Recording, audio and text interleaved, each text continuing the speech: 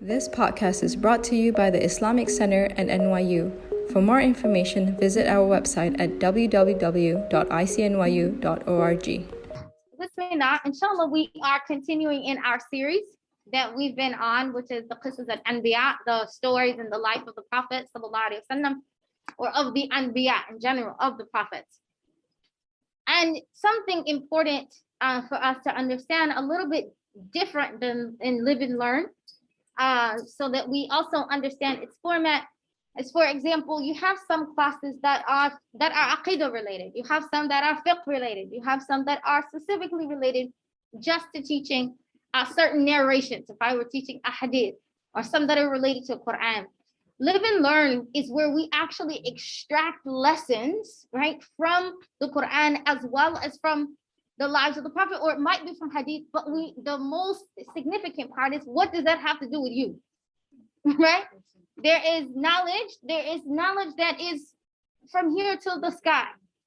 But what does that have to do with you? Being able to say, how do I bring that knowledge into my life? What are the practical, why did Allah Azza wa Jal tell us this, right? What's the point? Is he just telling us stories, bedtime stories? Are they parables? Like, what's the point? And so that Live and Learn is about looking at those narrations and extracting at least some of the wealth of things, of life lessons that Allah subhanahu wa ta'ala is laying out for us inside of them. Again, in understanding, in learning about the life of the Anbiya, lives of our prophets, our emissaries, is that Allah subhanahu wa ta'ala, interestingly enough, designed each of their lives in two ways. One, there is a specification, yes, for their time, for their people, and for their sickness. Now, but also, right, for our time, for our specification and our sickness. What's the proof of that? Allah subhanahu wa ta'ala, of course, knew that there would be 2021 when he revealed the Quran.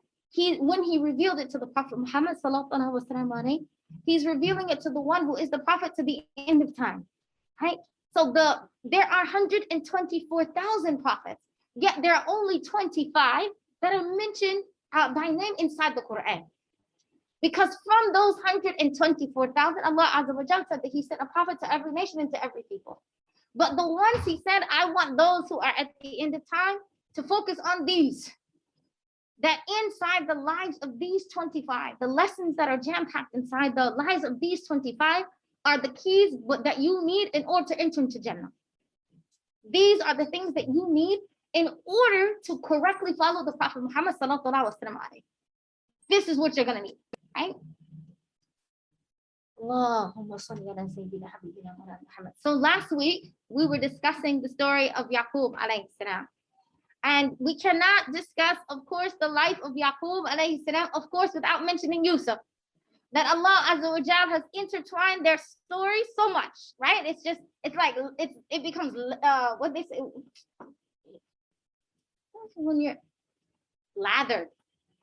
I don't know why that word just went. Every time I wanted to say it, was like layered, lathered. Like this, literally, the drama gets thicker and thicker when these two interact, subhanAllah. And we begin to learn so many life lessons that, subhanAllah, that we actually don't get in some of the other of the Anbiya, because we don't always have the thick details as it relates to the prophets and their family, right? And so, of course, in the case of Prophet Yaqub alayhi salam, we begin talking about, of course, his relationship with his children. He has, 2 different wives. He has 10 sets of children from one wife, and he has 2 young boys from another wife. But subhanAllah, the 2 young boys that he has, which is Yusuf alayhi salam and Binyamin, they are very beloved to him. And they are beloved to him. And I want to speak to it. Is it only because that he loves this wife? Is it only because it's like, this is his favorite wife? This is, is it only because of that he favors them? Is this the only issue? SubhanAllah. This is what we have to get to. His other 10 sons they're older. They are the ones who actually carry out their father's wishes. They are the ones who are the shepherds. They're the ones who are handling, who are doing the farming. They're the ones who, whatever business, their father is a very wealthy, very powerful man, Yaqub alayhi salam. They are the ones that are carrying out, right? Not only his business, but his affairs. And, they're the ones handling things for him. But the thing about it, subhanallah wa bihamdihi, subhanallah azim, but Yusuf alayhi salam and Binyamin have a character. They have a type of iman. They have a type of akhlaq. They have a type of akhlaq. They have a type of, their heart is different. They have there's a purity and an innocence about them. And subhanallah, they're more spiritually inclined. That subhanallah, the Father sees in them the light of Nabuwah, the light of prophecy. And ultimately, what is prophecy except that it connects the creation to the creator? So there are people that subhanallah, even though he is doing his best to be fair and just, but fair and just is not always equitable, right? Fair and just is not always equitable. And that is sometimes the challenge, right? Because they would come together. These brothers of Yusuf alayhi salam would come together and they would detail, like, we're the one putting in the work, right? We're the ones who are doing, we're the ones who carrying out every one of his commands. We're the ones that, are handling his business, that are increasing his power, that increasing his wealth. Like, we're the ones handling the farming and the wealth. Like, why is it that he's inclined toward that, right? This is a lesson for all of us, because Allah subhanahu wa ta'ala is more inclined toward them. Right? That there is, and his heart, of course, is attached to that which is more attached to Allah Azza wa Jalla. And they, even though, of course, as siblings, you will feel that. Like, right? You will feel that. Like I'm putting in the work, they're getting reward, but subhanAllah. But Yusuf is known from being young that he's praying for his father. He's the one that will give dawah. He's the one that wants to give in charity. He's the one that wants to be with his father in his dawah. This is that child you're like, subhanAllah, no matter what you do, you just love them. Your heart is inclined toward them. And so, subhanAllah, this is also something, there is a lesson even in that understanding for us. That ultimately, we know that we spoke about this narration a couple of weeks ago, and I bring it up often. The narration where Allah subhanahu wa ta'ala talks about his love for his servant. And he says that when he loves the servant, then he tells the angel Jibreel, Ya Jibreel, I love such and such. So love him. And then angel Jibreel will love them. And then angel Jibreel will tell the other chief angels, Mikael and Israel and Israfil, like, Allah loves such and such person.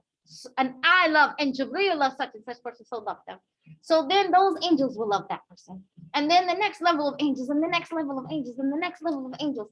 What happens if Allah and his angels love you? They're going to send blessings for you. They're going to protect you. You know, those people, like, no matter what, it just turns out right. But like, no matter what way they turn, it just always seems, even when you think it's going to go dark, subhanAllah, there's something that intervenes and it turns out good. And people just love or are inclined toward that person. There's also a challenge.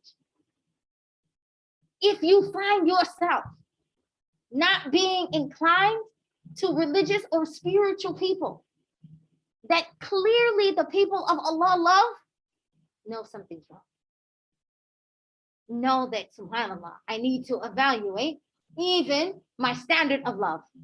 I even need to evaluate what is it about them that that pushes me away from them. Right? Is there something inside of me? By the way, the type of jealousy that is connected to someone is more knowledgeable, right?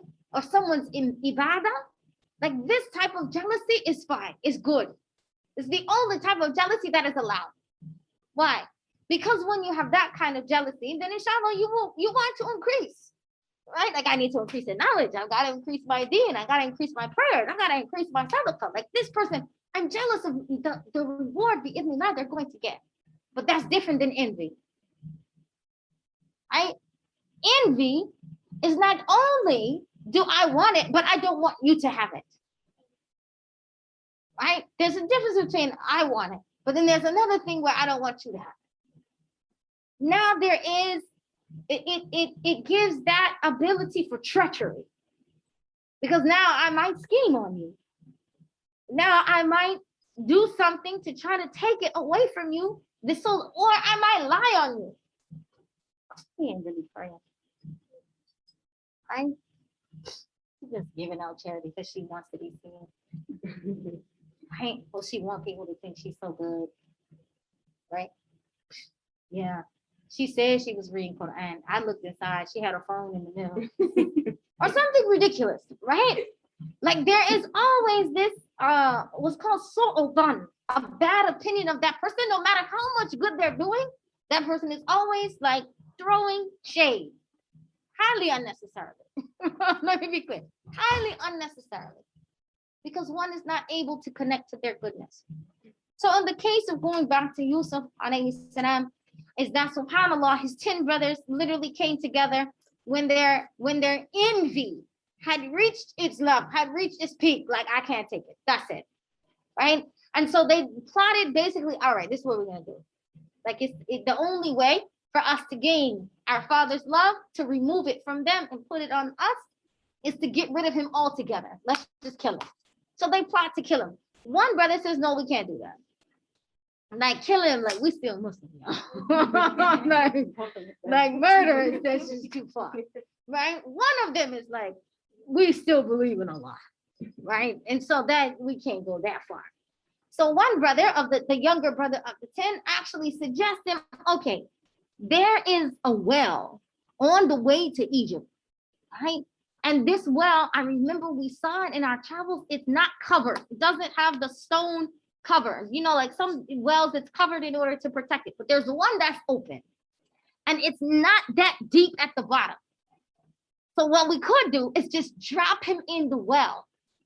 And this is a known trade route, so that when people come trade and they try to get water, they're going to see him, right?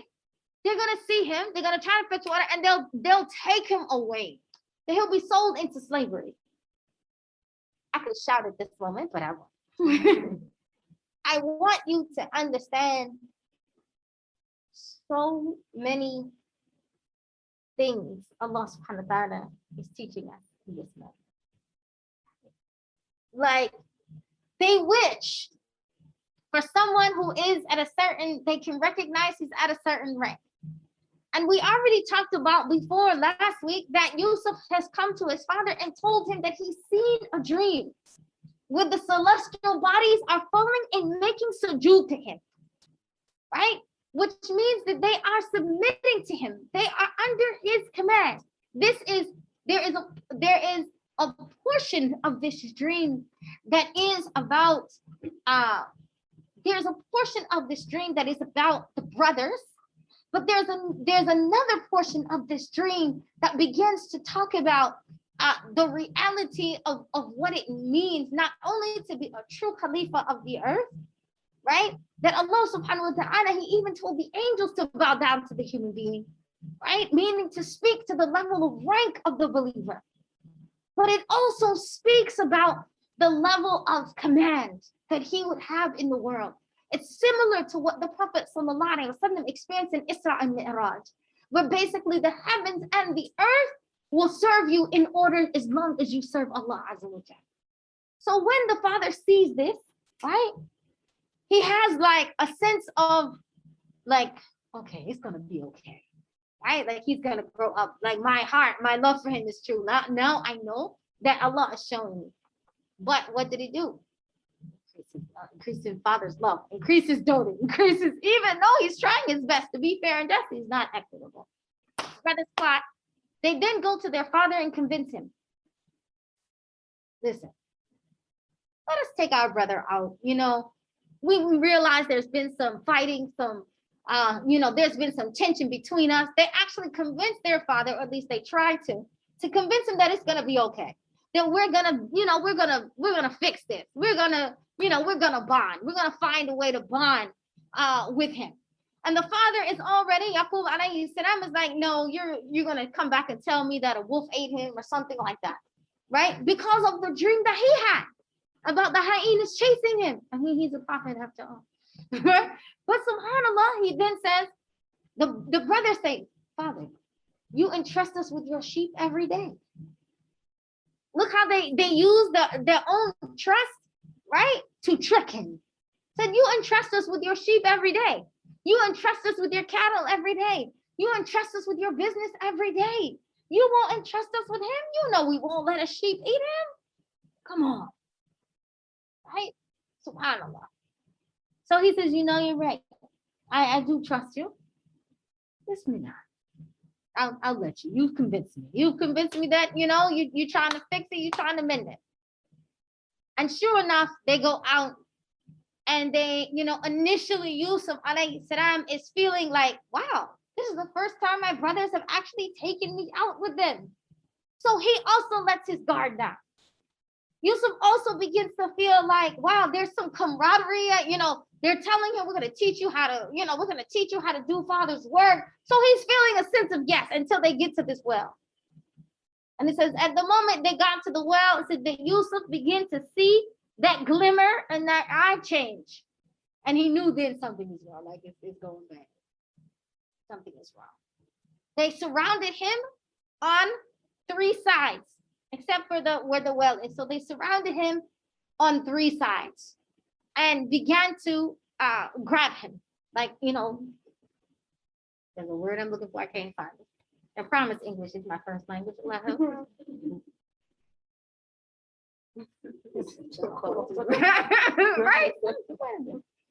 I got subhanAllah. Just it will come to me, inshallah.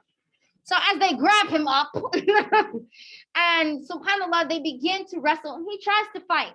But of course, these are 10 very strong, much older, bigger men than him. They then say, take off his shirt. Do you remember we talked about the shirt that he has? So this shirt that he wears is actually it's underneath his an outside garment, right? And so he initially thinks they want to take off, like they want to, so they say, please, he says, he pleads with them, don't strip me. Like if you're going to leave me in this state, at least don't further humiliate me. In addition to, it's water down there. So don't leave me in the state in this wet water with nothing. So they agreed to take the top shirt, the tunic. Right? So they take the top shirt, the tunic, and this is the shirt that after they grab him up, that word, right? They grab him up, they throw him in the well. They drop him into the well and of course remove the rope. The water is enough that he's not overpowered by the water, meaning he won't drown. It's low enough that he won't drown. And subhanAllah, they take the shirt, they take one of the sheep that they're supposed to be shepherding, cut the sheep, slit the sheep's throat, then let the blood pour on the shirt, takes the knife and tries to, cut up the shirt so it looks like it's torn. Yusuf is at the bottom of the well and his brothers leave him there. They return back to the father Yaqub with this story, right? And the story is, Father, you were right. They use it again. Yes, you're a prophet, you can see. In the end, he was eaten by a wolf. You see, they're attempted even to even use his own spirituality gear in the Indian rights. He was eaten by a wolf. But subhanAllah, let me tell you something about a parent. You know the smell of your own child. You know the smell of that child.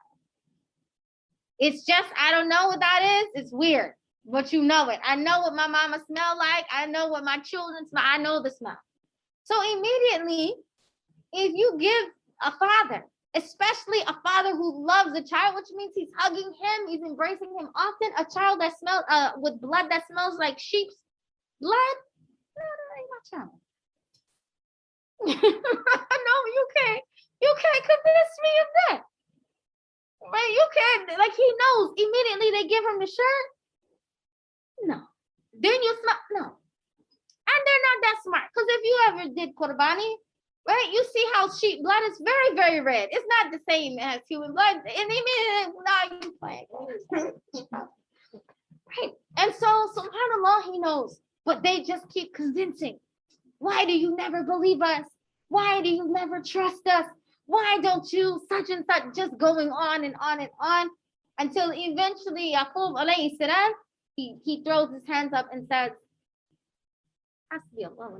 I complain, I will only complain of my grief and sorrow to Allah.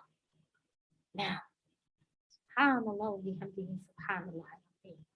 He withholds that pain. It shows up on his eyes. So we discussed this one. There's something. If you hold in pain, hold in trauma, it's going to show up somewhere. Somewhere in the body, it's going to show up. Whether you see people who have a certain movement all the time, or they walk a certain way, or they, their shoulders are always hurting, or their back is hurting, or it's going to show up in the body somewhere. SubhanAllah. That's just a known thing about trauma. But alhamdulillah wa shukrillah, he's a prophet of Allah. And so even though this is clouded on the outside, it does not affect it doesn't affect him internally. This is even him saying, I complain of my grief and sorrow to Allah, is even more of faith. It's more iman. It's more tawakkul. It's more relying on Allah Azza wa Jalla. Meaning I'm not even going to speak to anybody about it. I'm just going to leave it with Allah. I don't even, matter of fact, can you imagine, you and I are going to act like it never happened. I'm going to keep dealing with you, like, based upon what you said, even though he knows they're lying. SubhanAllah. What happens to Yusuf alayhi salam? Yusuf is then found. A caravan comes, as known, this is a known trade route. A caravan comes and says there is a young man in this well. Now, the other thing is that, subhanAllah, Yusuf is also given half of beauty. He's given half the beauty of the entire world. So this is something that, subhanAllah, he's known for his handsomeness. And the beauty is not just like a normal beauty. It's not just like you look at him and you say, wow, he's handsome. He's a handsome looking man. This is something that you say, oh. This is one of, like, you're just, what in the world? Right? You see a light emanating from them. It's a type of beauty that you would be, it's just not like an outward attraction. It's not just a lustful attraction. That's what I want you to understand. It's not just a lustful type of attraction. It's the type of attraction that you just feel compelled to want to be in this person's presence. You just want to sit next to them. You just want to be with them. You just want to hear them talk. You just want to hang out with them. It's a magnetism. It's also the type of beauty that's a magnetism. And it's khayr. It's not the type of magnetism that's like a bad boy magnetism where, you feel like you want to be, but you're like, wow, it's so, No, it's like every time you get close to him, there's some benefit. Every time you get close to him, he's going to say something sweet, something nice. He's going to say something that reminds you of Allah. So every time you're just like, oh, right. And so, subhanAllah, after he's sold into, after he's caught and brought into slavery, he is actually brought because of his clear uniqueness. They say he cannot just be given to anyone. They actually bring him to the Aziz of Egypt. And subhanAllah, the Aziz of Egypt, and at this time, Queen Zuleika sees him and says, like, yeah, like he's with us, right? So Yusuf, subhanAllah, look at Allah's mercy, right? Look at Allah's mercy. He goes from living in a household of jealousy and envy and strife and somebody constantly plotting and planning on you to the Aziz actually loves him, right? And he doesn't have his own son. So he feels, like he brings him close to him. And he actually begins to teach him a lot. He actually begins to train Yusuf alayhi salam on like the affairs of running a kingdom. Now this Yusuf is growing up.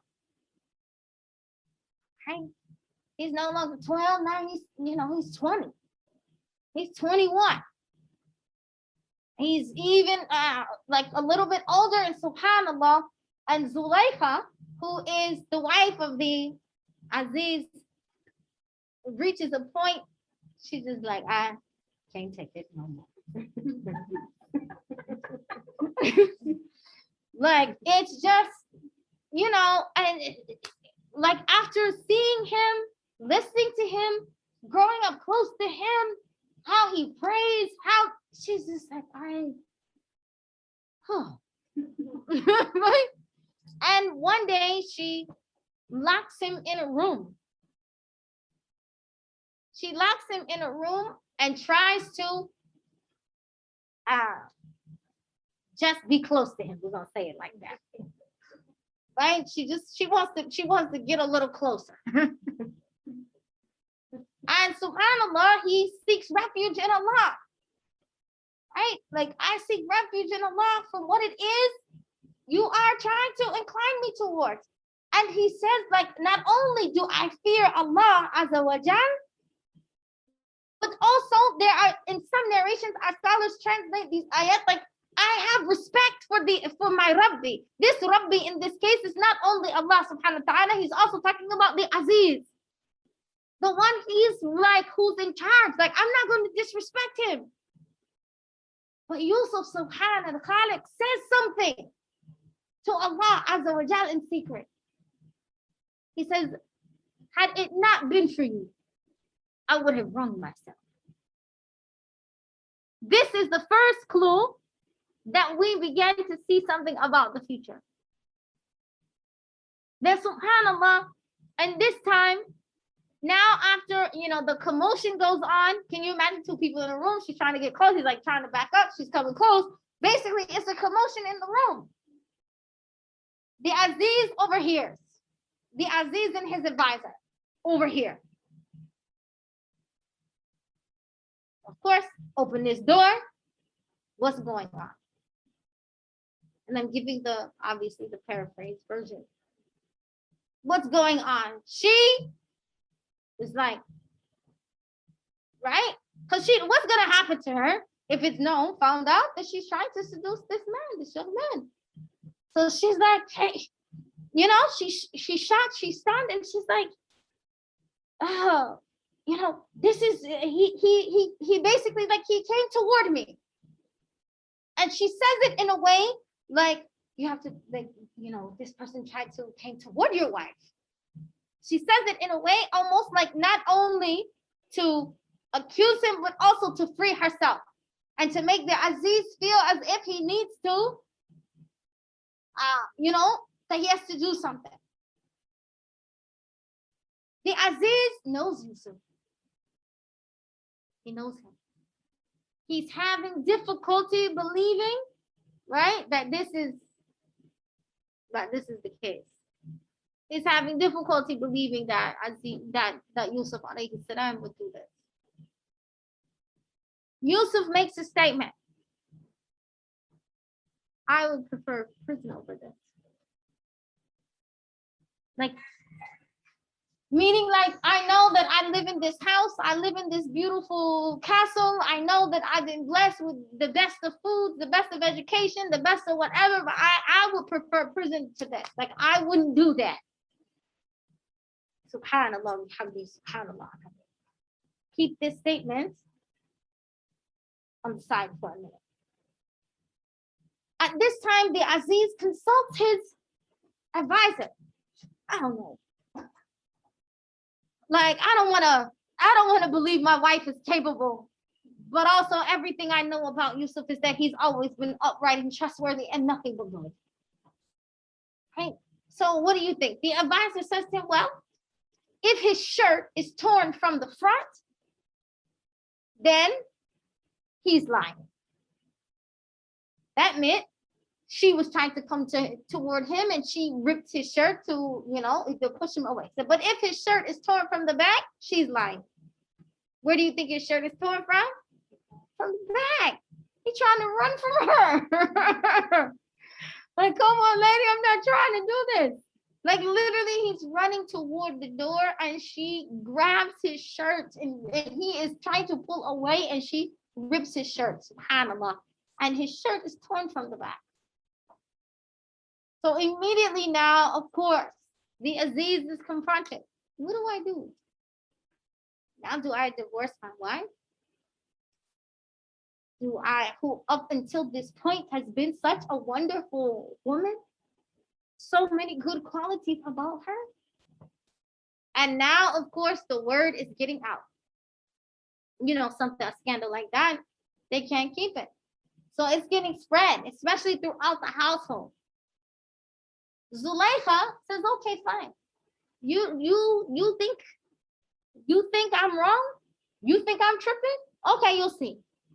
She invites, there are workers in the house, like the butcher and the cook, and there's some other like you said, like the ambassador's wife and some other dignitaries. She invites them to a dinner. Just the women. And she says, you know what, I'm gonna show them. And she invites Yusuf just to enter into the room. So what happens is they're sitting at the table and they're making comments about, I can't believe she would do this. Can you imagine the Aziz's wife? She, they say she's trying to seduce this young man who grew up in her household. They're going through this whole thing. And then Yusuf walks in the door. He walks in the room. And it said that at the time they had gotten to the portion of the meal, like after there's the big feast is served, then they have fruits. And so she makes, everyone has their small paring knife. And they're cutting their fruits. This is the time you relax now, your belly is full. They're chatting it. And then, they're peeling the fruit. Yusuf walks in and they cut their hands. He walks in and they're like, right? And slice their hands. SubhanAllah. Like, girl, I didn't know it was that bad. I didn't know it was that serious. Immediately, then it's like, but there's also the recognition, this is a fitna. Like, it's not as if he's gonna become 25, 20 and get ugly. Right? It's like, subhanAllah, he got to go somewhere. And subhanAllah, subhanAllah, the Aziz decides to put him in prison. He says, just a separation. Just a separation. Like, it would just be a great fitna, right? It's just a continued fitna. So he puts him in prison. Now, while he is in prison, subhanAllah, Yusuf gets another type of education. He gets a type of education where the kind of people, the common folk, in one part, he's growing up with his father, who is a prophet. He's very sheltered, and it's just him and his family. Then he goes to, now he's living in the kingdom, and he's getting the, he's getting the education of what it means to lead and to run a country. So subhanallah, now he's getting relationship with the common folk. Now he's getting a relationship with the layman. Now he's understanding those people who are being ruled.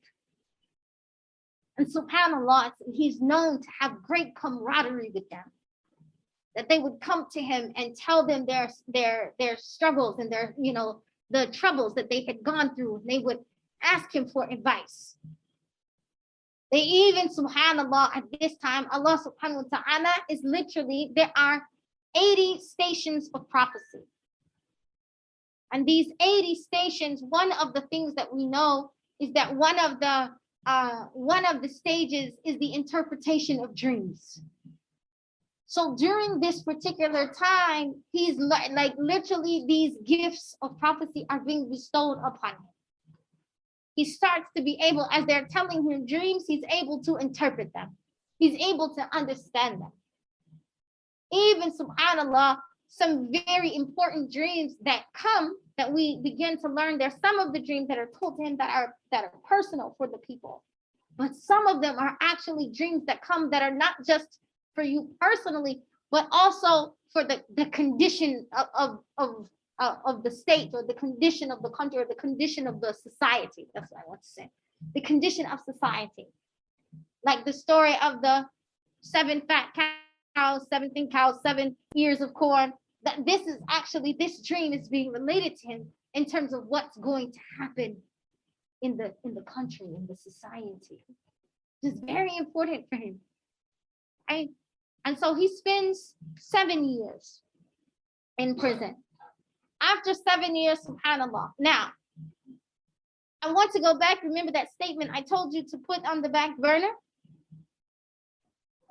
We have to be careful what we say in the moment of trial. Subhanallah, sometimes we feel so desperate, especially when we know I'm being tested and I'm innocent of this.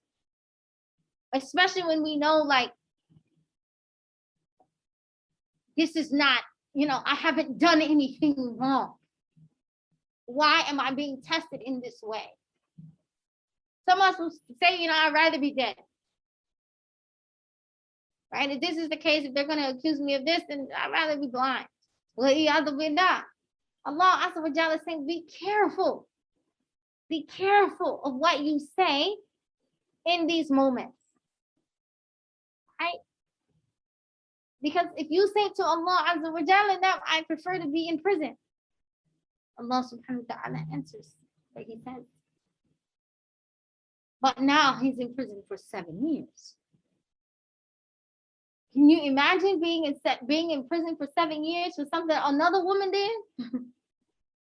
and the people know that you're innocent. Like, and they know you're innocent. SubhanAllah, after that 7 years, someone that he knows that is a prisoner is leaving. He's being released. His time is up. So he then tells him, since you're leaving, can you petition the Aziz on my behalf? Like, can you go remind him about me? Maybe he forgot that I'm in prison. Maybe he forgot that he left me in here. Can you go petition him for me? SubhanAllah. What happened? This is not his maqam. This is not his rank.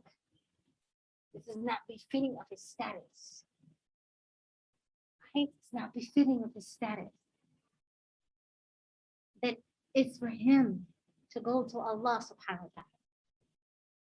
It's for him to actually pray to Allah and to ask Allah for his assistance and to recognize that La hawla wa la quwwata illa billah, that Allah is the Lord of the Aziz, that Allah can guide the hearts. But subhanallah, he said this statement and the man forgot. The man forgot. So he stays more time. Right? He stays another. Some say 3 years, another 3. Some say another 7. Allah. But he stays more time on top of that. And then what does he do? He's petitioning Allah subhanahu wa ta'ala. Ya Allah, Ya Allah, Ya Allah. He's learning the lesson. His state of nabuwah is being increased. The trials that he has to endure, subhanAllah, are being increased. I won't get to what happens next, inshallah, this week. We don't have enough time. I said that we would do the case of Yusuf alayhi salam in 2 sessions as is necessary. But there are a couple of things I want us to understand, a couple of the lessons from this story. The first one is the seriousness of hasad. Like, jealousy is not something that we should ever take lightly. Jealousy is something that has the potential literally to eat at someone's, not just their level of iman, but it has the point that jealousy unchecked can lead to envy. And envy unchecked leads to treachery. And we know, subhanAllah, that this can cause not only sibling rivalry, right? It can cause major family problems. And subhanAllah, the thing about jealousy is that the Prophet sallallahu alaihi wasallam said jealousy is as you are at war with Allah. Why are you at war with Allah subhanahu? Because Allah is the one who gave them what they have. So this is a serious matter. And in terms of, be careful, right, about being jealous of someone. If you find yourself being jealous of someone, what should you do? Make dua for them. Ask Allah to increase them in whatever goodness they have. And if you say it is a good thing, oh Allah, bless me with that blessing too, without its hardship. Why do I say that? Sometimes we look at someone, not in the case of Yusuf, but subhanAllah, in some case, like sometimes we want something that a person has, but we don't know what it took for that person to get that thing. We don't know necessarily the trial that is attached to that thing. Like subhanAllah, we may be jealous of someone's strength or someone's beauty. But we may not know that, subhanAllah, that beauty may Allah save them, may Allah save them, may Allah save them, may be a means of or a source for their harassment. It might be a means or a source that someone is constantly bothering them. It could be a fitna for them. It could actually lead them to a vanity and an arrogance. It could actually lead them to leave modesty or haya, which is a deviation into leaving piety. It could be it's a mean, subhanAllah, they might be bulimic. Wa'adu billah.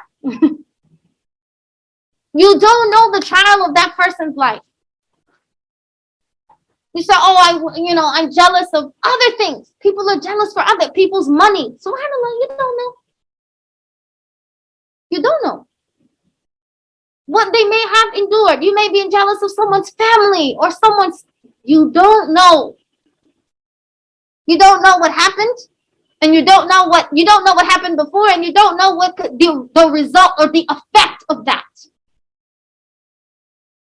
So never think, subhanAllah, never, ever think to be jealous of someone. If you find it enter into your heart, immediately say, A'udhu billahi minash shaitanir rajim, because it is one of the biggest ways that shaitan uses the hook to trap a believer and to take him off the straight path. The shaitan says, with jealousy, it opens the way for the believer on the straight path. It gives him a position to be able to take the believer off the straight path. It is the sin of shaitan. Don't worry. Inshallah, at 7 o'clock, bi'idhnillah, we'll call the adhan bi'idhnillah. There is the first major sin of shaitan is what? He's jealous of Adam alayhi salam. He's jealous of him. He's a Johnny come lately, right? Angels bowing down to him. I've been here all this time. How come this? How come that? He becomes jealous of shaitan Shaitan becomes jealous of Adam alayhi salam. And this jealousy, subhanAllah, who wants the trial of Adam? Ya Allah. Who wants the trial of Adam? His sons will, one will kill the other. So now you have a son who is either killed or a killer. Who wants to go from going from living in Jannah to now you're living on earth with all of the challenges that live on? SubhanAllah. COVID and the 9. Who wants it? As opposed to, subhanAllah, when he's Iblis, he's with the Malaika. He has high rank. Now, jealousy caused him to fall. So jealousy is something that, subhanAllah, bihamdihi, subhanAllah, and we have to be very, very, very careful about. And envy is just the most treacherous of things. When you get to the point that the jealousy, it's like the jealousy has consumed the heart. And not only I want it, I don't want you to have it. Right? It's deeply self-destructive. It means now you wish harm upon someone else. But you have to be that. It's like, oh, she thinks she's so cute. I should get hit by a bus. But you have to be letting it done. Like, who says that? You remember that woman? Remember that years ago? I don't want to talk bad about it. What was in Tanya Harding? You heard that story? There were these two ice skaters. It was a long time ago. These two ice skaters, I think they were like Olympic ice skaters. And one of them was so jealous of the other. Literally in the dressing room, she like beat her up with a bat in her legs. And like ruined her entire career. In the end, everybody knew what happened. Of course, she was like a horrible person. It became horrible for her. And she never got to compete. It was just like ridiculous. Like, why did you do that? That's a real story. Look up Tanya Harding. I think it's Tanya Harding. Yeah, I think they recently had a movie about it. Don't worry about that. We'll cut that out.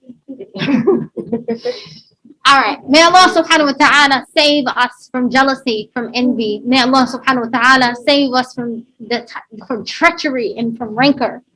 Because for surely this is something that will take us not only off the path, but will consume the heart with darkness. And the light of this deed will be difficult to penetrate. Like, it will be difficult for one to see logic clearly. Right? Like in the case of the Yusuf's brother, they can't see logic clearly. SubhanAllah. Subhanakallahumma wa bihamdika ashhadu an la ilaha illa anta wa nastaghfiruka wa natubu ilayk. Inshallah, before we make the dua, let's read the 3 calls, inshallah, before we go to Salatul Maghrib. أعوذ بالله من الشيطان الرجيم. بسم الله الرحمن الرحيم. قل هو الله أحد الله الصمد لم يلد ولم يولد ولم يكن له كفوا أحد. بسم الله الرحمن الرحيم. قل هو الله أحد الله الصمد لم يلد ولم يولد ولم يكن له كفوا أحد. بسم الله الرحمن الرحيم. قل هو الله أحد الله الصمد لم يلد ولم يولد ولم يكن له كفوا أحد. بسم الله الرحمن الرحيم. قل أعوذ برب الفلق من شر ما خلق ومن شر غاسق إذا وقب ومن شر النفاثات في العقد ومن شر حاسد إذا حسد. بسم الله الرحمن الرحيم. قل أعوذ برب الفلق من شر ما خلق ومن شر غاسق إذا وقب ومن شر النفاثات في العقد ومن شر حاسد إذا حسد. بسم الله الرحمن الرحيم. قل أعوذ برب الفلق من شر ما خلق ومن شر غاسق إذا وقب ومن شر النفاثات في العقد ومن شر حاسد إذا حسد. بسم الله الرحمن الرحيم. قل أعوذ برب الناس مالك الناس إله الناس من شر الوسواس الخناس الذي يوسوس في صدور الناس من الجنة والناس. بسم الله الرحمن الرحيم. قل أعوذ برب الناس مالك الناس إله الناس من شر الوسواس الخناس الذي يوسوس في صدور الناس من الجنة والناس. بسم الله الرحمن الرحيم قل أعوذ برب الناس مالك الناس إله الناس من شر الوسواس الخناس الذي يوسوس في صدور الناس من الجنة والناس. The dua for protection that protects you from Maghrib into Fajr. بسم الله الذي لا يضر مع اسمه شيء في الأرض ولا في السماء وهو السميع العليم. بسم الله الذي لا يضر مع اسمه شيء في الأرض ولا في السماء وهو السميع العليم. بسم الله الذي لا يضر مع اسمه شيء في الأرض ولا في السماء وهو السميع العليم. رضيت بالله ربا, the renewal of your faith, وبالإسلام دينا, وبسيدنا محمد صلى الله عليه وسلم نبيا ورسولا. رضيت بالله ربا وبالإسلام دينا, وبسيدنا محمد صلى الله عليه وسلم نبيا ورسولا. رضيت بالله ربا وبالإسلام دينا, وبسيدنا محمد صلى الله عليه وسلم نبيا ورسولا. 10 صلوات. اللهم صل على سيدنا محمد وآله وصحبه وسلم. اللهم صل على سيدنا محمد وآله وصحبه وسلم. اللهم صل على سيدنا محمد وآله وصحبه وسلم. اللهم صل على سيدنا محمد وآله وصحبه وسلم. اللهم صل على سيدنا محمد وآله وصحبه وسلم. اللهم صل على سيدنا محمد وآله وصحبه وسلم. اللهم صل على سيدنا محمد وآله وصحبه وسلم. اللهم صل على سيدنا محمد وآله وصحبه وسلم. اللهم صل على سيدنا محمد وآله وصحبه وسلم. بسم الله الرحمن الرحيم. يا أول الأولين يا آخر الآخرين يا بقوة المتين يا الرحم المساكين يا أرحم الراحمين. Ya Allah, we ask you by your infinite mercy that you give us pure hearts, Ya Rabbi, by your mercy and your gentleness. Make us amongst those, Ya Rabbi, that are protected from jealousy, from having it, Ya Rabbi, or from being ones, Ya Rabbi, that jealousy or envy is enacted upon. Allah, we ask you, Ya Al-Muhaymin, for your protection. Build a fortress of your protection around us, Ya Allah. Ya Rabbi, forgive us for our sins and our mistakes, and Ya Rabbi, make us better than we are. Ya Rabbi, save us from the whispers of shaitan and make us amongst those who have istiqamah on sirat al-mustaqim. اللهم صل على سيدنا حبيبنا مولانا محمد وعلى آله وصحبه وسلم والحمد لله رب العالمين. If you would like to listen to more, please donate to www.icnyu.org/donate. For more of our virtual programs, go to www.icnyu.org/classes. If you have any questions, email us at info@icnyu.org.